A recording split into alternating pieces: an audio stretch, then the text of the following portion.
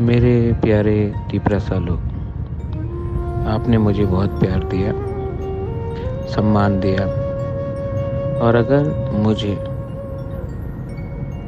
कल से भूख हड़ताल भी करना हो, जब तक मेरा सांस चला जाए, तो मैं करूँगा।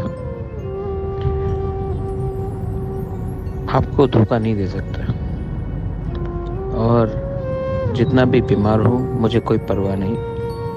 फास्ट अनटू डेथ कर लूँगा, लेकिन गवर्नमेंट ऑफ इंडिया को हमारा बात मानना पड़ेगा, हमसे बात करना पड़ेगा। मैं वेट कर रहा हूँ, और अगर कल तक नहीं हुआ तो आपका वो बागरा फास्ट अनटू डेथ कर लेगा, लेकिन अपने तीपरा को कुछ देगा।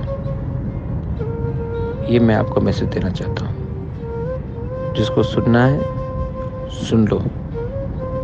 मैं आप लोगों को बहुत प्यार करता हूँ, और मेरे ऊपर बहुत प्रेशर है, लेकिन आपको कुछ देना है।